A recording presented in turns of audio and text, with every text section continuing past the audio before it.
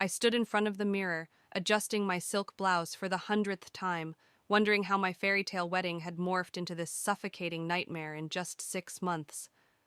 The reflection staring back at me wasn't the confident marketing executive I used to be. I barely recognized myself anymore. I'm Bailey, and I never thought I'd be the type of woman who'd let herself be pushed around by her in-laws. Yet here I was, preparing for another dreaded Sunday dinner at their house, where every bite would be seasoned with criticism and every gesture scrutinized. "Bailey, we're going to be late," Kirk called from downstairs. My husband's voice carried that edge of anxiety it always had when it came to his parents. "Mom's already texted twice." "Coming!" I grabbed my casserole dish, a recipe Rhea had passive-aggressively suggested I try to master last week. The smell of perfectly roasted vegetables filled the air, but I knew it wouldn't be good enough. Nothing ever was. The drive to their suburban fortress was tense. Kirk's knuckles were white on the steering wheel as he lectured me about proper etiquette, as if I hadn't heard it all before. "Remember to offer to help with dishes right after dinner. Last time you waited too long, and Mom noticed." I bit my tongue until I tasted blood. "Kirk, I know the drill." "I just want everything to go smoothly," he said, his voice softening slightly. "They mean well, you know that." The grand house loomed before us, all brick and judgment. Rhea opened the door before we could ring the bell, her perfectly coiffed hair and pearls a stark contrast to my simple outfit. "You're late," she said, kissing Kirk's cheek while barely glancing at me. "And Bailey, dear, didn't I mention this was a formal dinner?" I looked down at my pressed slacks and silk blouse, perfectly appropriate for any normal dinner. "I'm sorry, Rhea. I must have misunderstood." Morgan appeared behind her, martini in hand. Come in, though I do wish you'd make more of an effort to be punctual. Respect for time is respect for family." The evening unfolded like a well-rehearsed play. I helped Rhea in the kitchen while Kirk and Morgan discussed business in the study. Every move I made was wrong. I chopped the onions too roughly. I didn't fold the napkins the family way. I used the wrong serving spoon for the salad. "In this family," Rhea said, stirring her sauce with practiced precision, "we have standards. Standards that have been maintained for generations." She paused, eyeing my casserole. "I see you attempted the roasted vegetables again." "Yes, I followed your recipe exactly." "Hmm." She lifted the lid and sniffed. "Well, it's better than last time." During dinner, I sat quietly as they discussed family history, business ventures, and their country club memberships. Kirk occasionally squeezed my hand under the table, but remained silent when his mother criticized my career. "I just don't understand why you insist on working such long hours," Rhea said, delicately dabbing her lips. "A wife's place is in the home, isn't that right, Morgan?" "Indeed. My mother never worked a day in her life, and she raised 3 successful children." "Times have changed," I ventured carefully. "Many women balance both career and family now." The silence that followed was deafening. Rhea's fork clinked against her plate as she set it down. Perhaps that's why this generation's family values are crumbling. When I married Morgan, I knew my responsibility was to the family first. "Bailey has some modern ideas," Kirk said weakly, avoiding my eyes. The evening culminated with Rhea's coup de grace over coffee and dessert. "You know, Bailey, when Kirk first brought you home, I worried you might not understand our family's traditions." And well, she smiled, all teeth and venom. "I suppose mothers do know best." I felt something snap inside me. 6 months of suppressed anger and resentment threatened to burst forth, but I swallowed it down with my lukewarm coffee. As I mechanically helped clear the dishes, I caught my reflection in the dining room mirror again. Behind me, Rhea was instructing Kirk about some family event, while Morgan nodded approvingly. That's when I realized this wasn't just about tonight. This was my future stretching endlessly before me, an infinite series of Sunday dinners where I slowly disappeared, piece by piece, until nothing remained but an obedient shadow in a silk blouse. As we drove home in silence, Kirk reached for my hand. That wasn't so bad, was it? I pulled away, turning to stare out the window at the passing streetlights. Something had changed inside me tonight. I didn't know what I was going to do yet, but I knew one thing for certain. I wouldn't disappear without a fight. Monday morning hit like a sledgehammer. I rushed through my morning routine, already running late for a client meeting because I'd spent an hour scrubbing the bathroom to Ria's standards. She was dropping by for a surprise inspection later. "Your presentation materials are still on the kitchen counter," Kirk called out as I grabbed my keys. "And Mom texted, she wants you to prepare her special pot roast recipe for dinner." I froze at the door. "Kirk, I have 3 client meetings today. I can't possibly— Bailey, please. You know how she gets. Just make it work, okay?" The resignation in his voice made my blood boil. I spun around to face him. "When are you going to stand up to them? When are you going to be my husband instead of their son?" Kirk's face hardened. "You knew what you were marrying into. This is how our family works. My parents sacrificed everything to give me the life I have, and I owe them respect." Respect? Yes. Servitude? No. I grabbed my bag.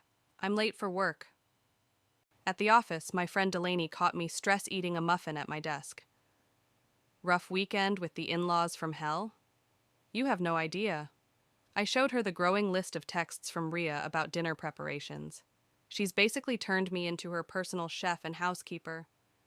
"Girl, you need to set some boundaries." "I've tried, but Kirk," my voice cracked, "he always takes their side." "Have you considered couples therapy?" I laughed bitterly. Ria would sooner die than let family problems be discussed with outsiders. A knock at my office door interrupted us. It was Jeffrey, Kirk's younger brother, looking uncomfortable in his suit and tie. "Hey, Bailey, got a minute?" Delaney squeezed my shoulder as she left, closing the door behind her. "I wanted to check on you after last night," Jeffrey said, settling into a chair. "Mom was particularly brutal. Nothing I'm not used to by now." "You shouldn't have to be used to it." He leaned forward, lowering his voice. "Look, I know how they operate. I've watched them do this to every person who's married into the family. They break people down until there's nothing left." "Why are you telling me this?" "Because you're different. You're stronger than they expect." He glanced at the door. "Just be careful. They have ways of maintaining control. Financial ties, emotional manipulation. They're experts at it." "And what about Kirk? Why doesn't he see it?" Jeffrey's expression softened. "Kirk's their masterpiece. He'll never go against them. Trust me, I've watched him choose them over everyone else his entire life." After Jeffrey left, I buried myself in work until my phone buzzed with another text from Ria. "Don't forget to pick up fresh thyme for the pot roast. The grocery store on Oak Street has the best produce. And please wear something appropriate when I visit." That outfit from Sunday was rather casual. I slammed my phone down, startling my assistant. The rest of the afternoon passed in a blur of meetings and deadlines, but my mind kept circling back to Jeffrey's warning. At 5:30, I called Kirk. "I'm staying late at work. There's a client emergency." "Bailey, you know Mom's coming for dinner. She's expecting—" "Then you make the pot roast," I snapped. "I'm done being her servant." "Why are you being so difficult? This is about respect. No, this is about control, and I'm done playing their game." I hung up and drove to meet my friend Madeline at our favorite coffee shop. She listened as I poured out everything: the constant criticism, Kirk's betrayal, Jeffrey's warning. "You know what this is, right?" Madeline said, stirring her latte. "It's abuse. They're systematically destroying your independence." "I know." I wrapped my hands around my cold coffee. "But what can I do? Kirk controls our finances, his parents have connections everywhere in town, and I—" "You're not trapped, Bailey. There are always options." My phone lit up with messages: Kirk, Ria, even Morgan now. I turned it face down on the table. "I can't keep living like this," I whispered. "Then don't." Madeline's voice was steel. "But whatever you do, be smart about it. People like them don't give up control easily." When I finally got home that night, Kirk was waiting up. "Mom's furious. She sat here for 2 hours." "I don't care." I cut him off, my voice steady. "I'm going to bed." As I lay awake, listening to Kirk's quiet breathing beside me, I thought about Jeffrey's words and Madeline's advice. They were right. I needed to be careful, but I also needed to act. Something had to change, and soon. I just didn't know yet how far I'd have to go to make that happen. The following Saturday, while Kirk was golfing with his father, I tackled the attic cleaning project Rhea had been nagging about for weeks. The musty space was crammed with generations of Holland family history, each box labeled in Rhea's precise handwriting. I was halfway through sorting old photo albums when I knocked over a heavy metal filing box. Papers scattered across the floor, and as I gathered them up, a medical document caught my eye. Patient exhibits severe allergic reaction to... I squinted at the faded text, my heart beginning to race as I read further. My phone buzzed. Madeline calling. "You'll never believe what I just found," I said, still staring at the papers. "Tell me over lunch. I'm outside your house right now." 20 minutes later, we sat in a quiet corner of a cafe across town, the medical records spread between us. "So both Rhea and Morgan are allergic to shellfish?" Madeline asked, examining the documents. "Severely allergic?" "According to these records, yes. But look at the dates. These are from years ago. And here's the weird part. There's a whole file of legal documents about keeping it quiet. Something about a business deal that fell through because of it." "Their perfect image," Madeline mused. "They couldn't let anyone know about a weakness." "Exactly. Kirk never mentioned this. I've watched Rhea refuse seafood at restaurants, always claiming she simply doesn't care for it." "Information is power, Bailey." Madeline's eyes met mine. "Especially with people like them." I gathered the papers carefully. "I need to think about this. Just be careful. Whatever you're planning." "I'm not planning anything," I said quickly. Too quickly. Back home, I was hiding the documents in my home office when Kirk returned from golf. "What are you doing in here?" he asked, making me jump. "Just organizing some work files." I turned to face him, keeping my voice steady. "How was golf?" "Dad's trying to convince me to take over as CEO when he retires next year." Kirk loosened his collar. "Says it's my duty to the family." "And what do you want?" "What I want doesn't matter. Family comes first, you know that." I watched him walk away, remembering the bright-eyed man I'd fallen in love with 2 years ago. Where had that person gone?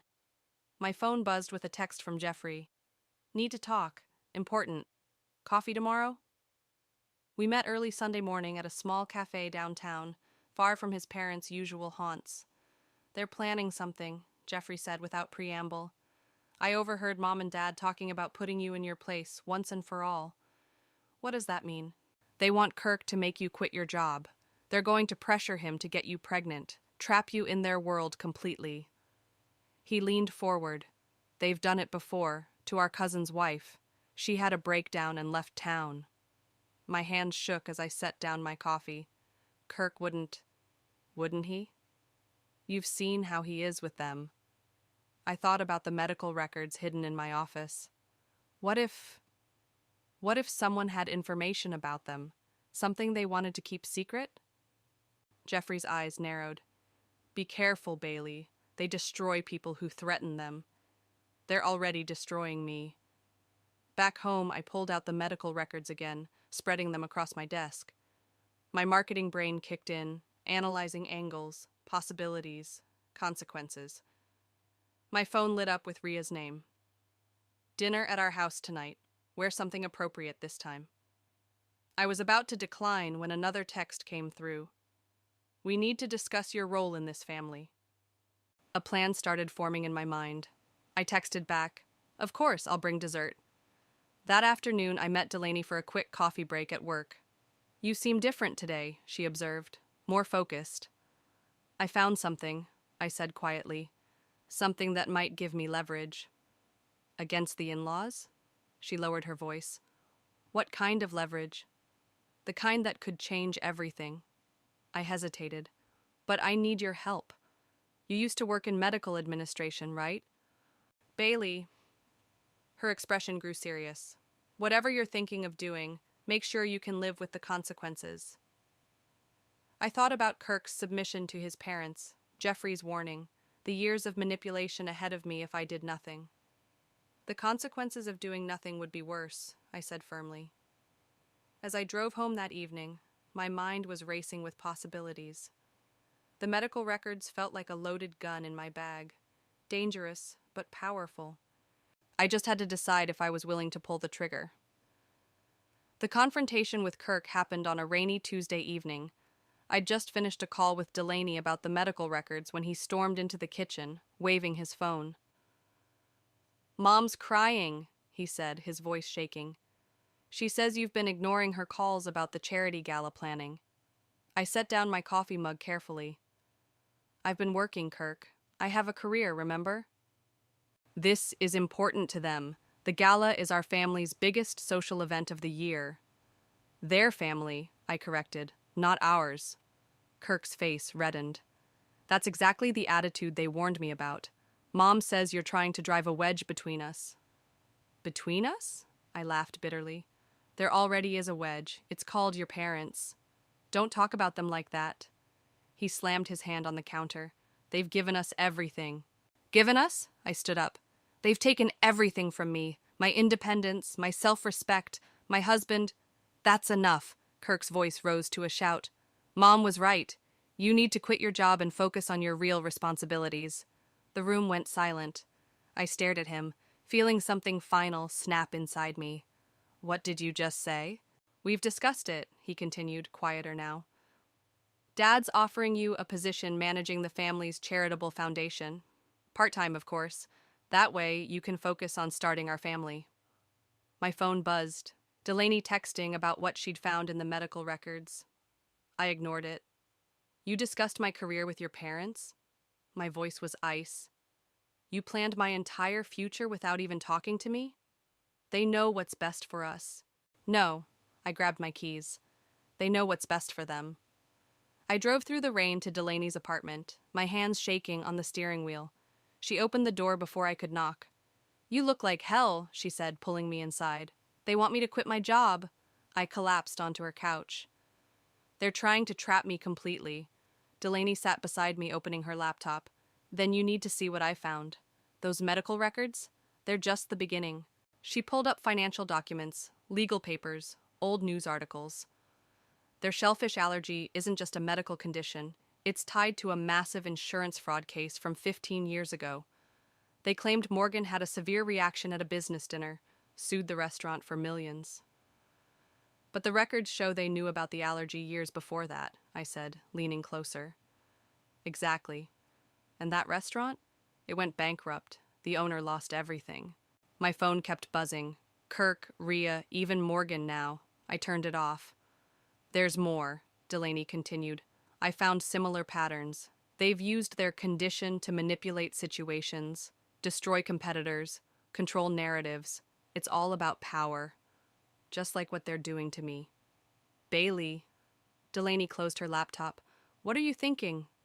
Before I could answer, there was a knock at the door. Jeffrey stood there, looking worried. "Kirk called me," he said, stepping inside. "Said you had a fight."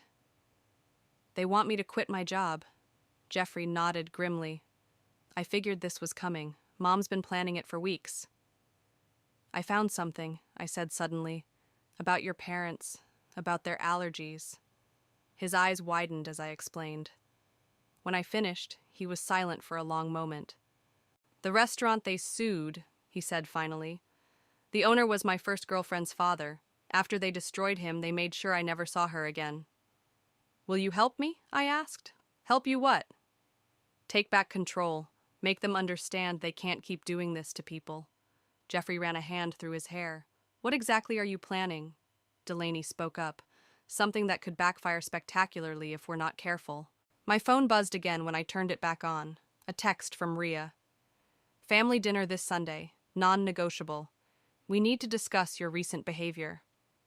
"Perfect timing," I said, showing them the message. "They're planning to ambush me at dinner, but what if I ambush them instead?" "Bailey," Jeffrey warned, "if you're thinking what I think you're thinking—" "They use their allergy to destroy people's lives," I said. "Maybe it's time they got a taste of their own medicine." "Literally," Delaney muttered. I looked between them, my friend who'd helped uncover the truth, and my brother-in-law who'd lived under his parents' manipulation his whole life. "Are you with me?" Jeffrey hesitated, then nodded slowly. "Just Promise me you won't take it too far." "I promise," I said, but even as the words left my mouth, I wasn't sure if I could keep them. Sunday arrived with a weight of inevitability. I spent the morning in the kitchen, preparing the elaborate meal Rhea had suggested. My hands moved methodically through the familiar motions while my mind raced with doubt and determination. "Something smells amazing," Kirk said, entering the kitchen. He'd been walking on eggshells since our fight. "Is that Mom's special roast?" "And more." I gestured to the spread of dishes. "I'm making her favorite seafood pasta, too." "Seafood? Mom doesn't eat." I thought it was time to expand our family's culinary horizons. I kept my voice light. "Just a small portion, mixed in with the regular pasta, for those who want to try it." Kirk shrugged, already distracted by his phone. "Just don't be offended when she doesn't touch it," Delaney called while I was packing the food. "Are you sure about this?" "The shellfish is just for show," I assured her. "A message. I have copies of all the documents ready." "And Jeffrey? He's meeting us there. He'll back me up when I confront them." "Bailey," Delaney hesitated. "Just remember, you can't take it back once it's done." The drive to Rhea and Morgan's house felt like heading into battle. Kirk chatted about work, oblivious to my white-knuckled grip on the food containers. Jeffrey met us at the door, his face tense. "Mom's in rare form today," he whispered as he helped me with the dishes. "She's been practicing her concerned mother speech all afternoon." "Perfect." I started arranging the food on their formal dining table. "Let her perform." Rhea swept in, immaculate as always. "Bailey, dear, I'm so glad you decided to be reasonable about tonight." Her eyes narrowed at the pasta dish. "What's that?" "Just trying something new," I said sweetly. "I've been experimenting with different recipes." Morgan joined us, drink in hand. "Smells interesting, not your usual fare." "That's the point," I smiled. "Time for some changes, don't you think?" Everyone settled around the table, Rhea and Morgan at the heads, Kirk and Jeffrey on one side, me alone on the other. The power dynamic wasn't lost on me. "Before we eat," Rhea began, folding her hands, "we need to discuss your recent behavior, Bailey." "My behavior?" I served myself some pasta. "Please elaborate. Your attitude, your resistance to family traditions, your career obsession." Rhea's voice dripped with rehearsed concern. "We're worried about you, dear." "Actually," I set down my fork, "I've been worried about you too." "Oh?" Morgan raised an eyebrow. I reached into my bag and pulled out the first document. "Particularly about your health issues, the ones you've kept secret for so long." The color drained from Rhea's face. Morgan set down his glass too quickly, splashing wine on the pristine tablecloth. "What are you talking about?" Kirk asked. "Show them, Jeffrey." Jeffrey pulled out his phone, displaying the old news article about the restaurant lawsuit. "Remember the Riverside Grill, Dad? The owner whose life you ruined?" "That's enough," Morgan snapped. "No, it's not." I laid out more documents. "I have everything.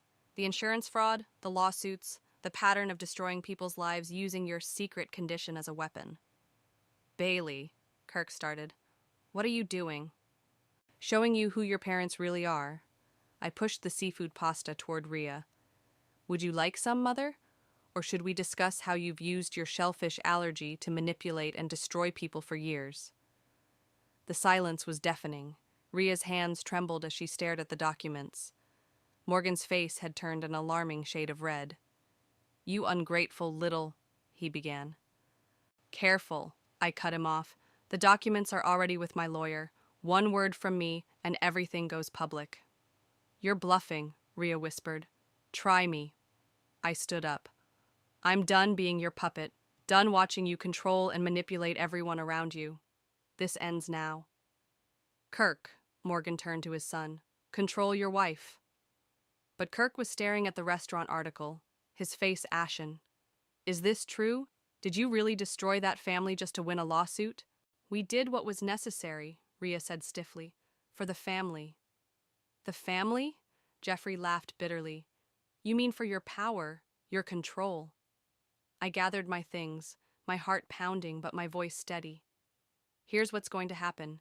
You're going to back off, No more interference in my career, my marriage, my life, or everything comes out. You can't prove any of this, Morgan blustered. Want to bet your reputation on that? I walked to the door, then turned back. Oh, and the pasta? It's regular, but watching you squirm? That was the real dish I served tonight. As I left, Jeffrey followed me out. Behind us, I could hear Kirk's raised voice demanding answers from his parents. The night air felt clean and fresh. For the first time in months, I could breathe freely.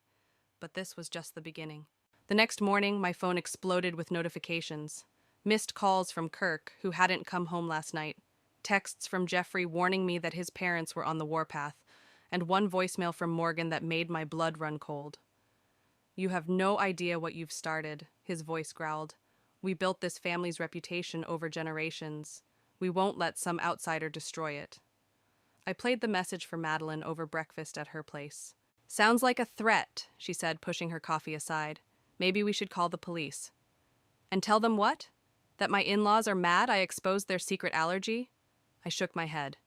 No, we stick to the plan. My phone buzzed again, Kirk calling. I answered on speaker. Where are you? His voice was ragged. We need to talk. I'm safe. That's all you need to know. Bailey, please. What you did last night. Mom and Dad are furious. They're talking about legal action. Let them try. I kept my voice steady. I have copies of everything. Why are you doing this to our family? Our family? I laughed. There is no our family, Kirk. There's just their family, and I'm done being their victim. The door chime interrupted us. Madeline checked the security camera and froze.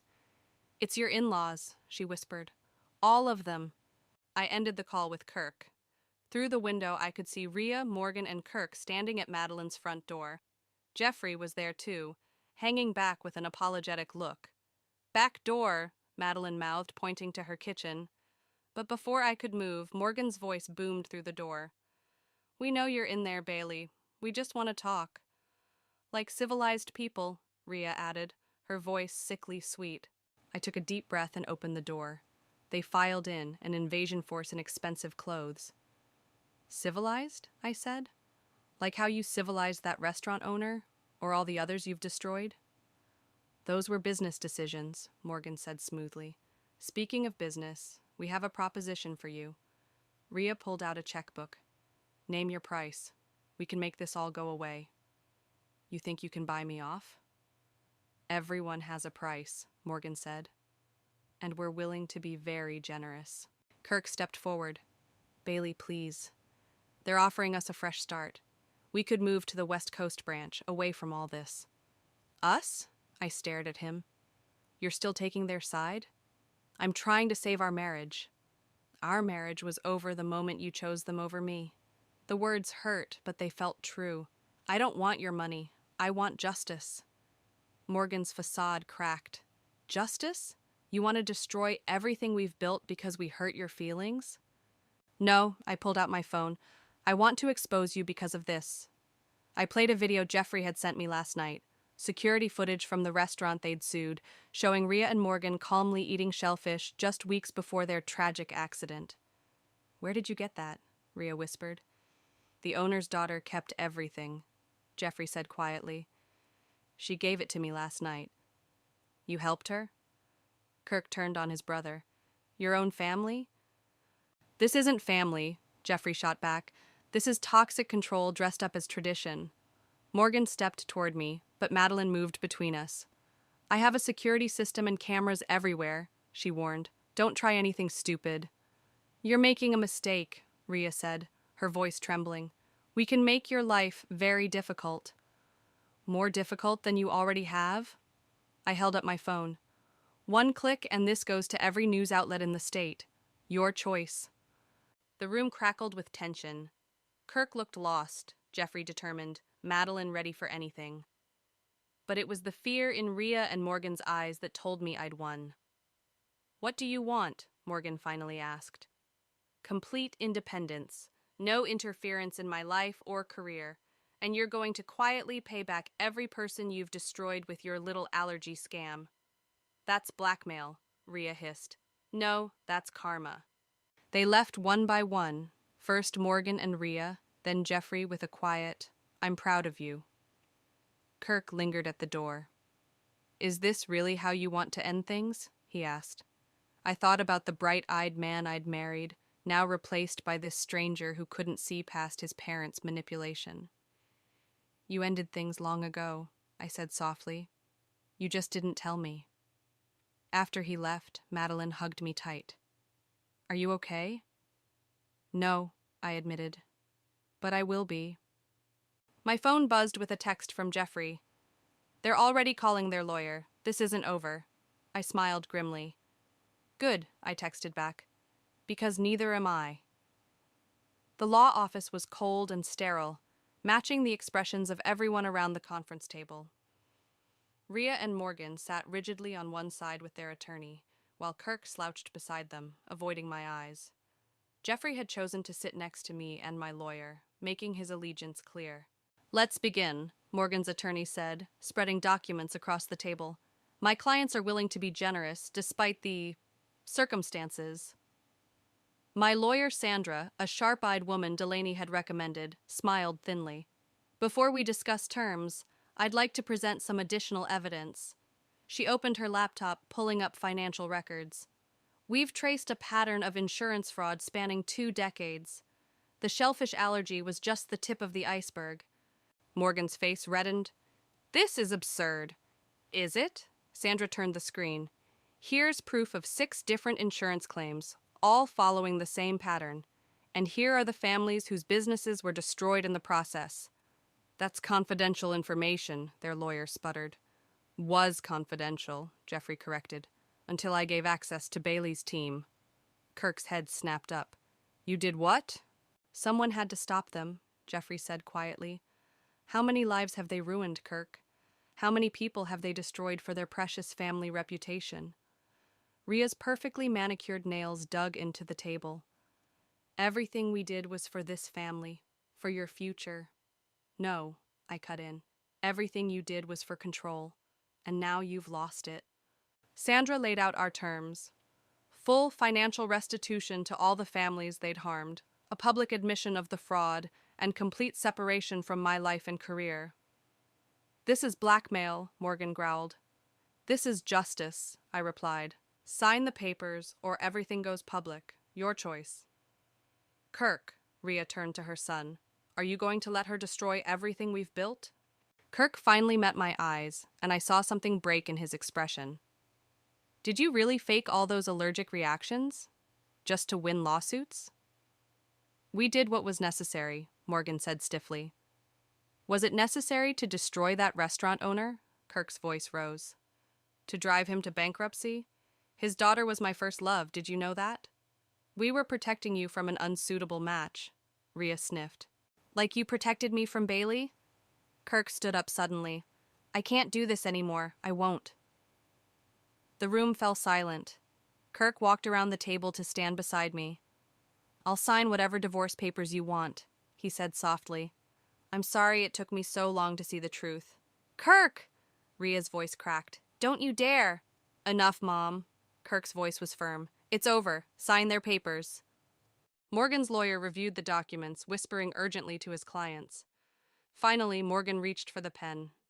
You've won, he said bitterly, scrawling his signature. I hope you're happy. This isn't about winning, I replied. It's about making things right.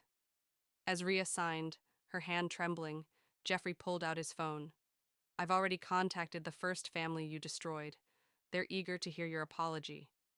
You're all traitors, Rhea hissed, but her voice shook. No, Mom, Kirk said. We're finally being honest.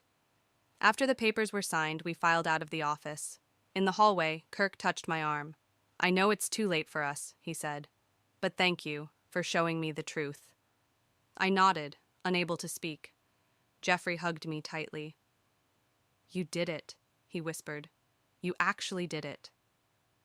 Outside, Madeline and Delaney were waiting. They'd been my rocks through everything, and now they rushed forward to embrace me. Is it done? Delaney asked. It's done. I held up the signed agreements. They'll pay back everyone they hurt, and they'll never interfere in my life again. What about Kirk? Madeline glanced back at the building.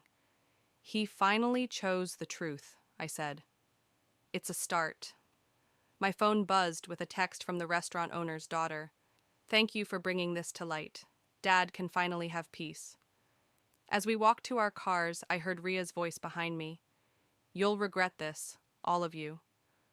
I turned back one last time. No, Ria, the only regret here is that it took so long to expose the truth. Jeffrey and Kirk stood shoulder to shoulder, watching their parents drive away. The family they'd known was gone, but maybe something better could grow from the ashes. Drinks, Madeline suggested.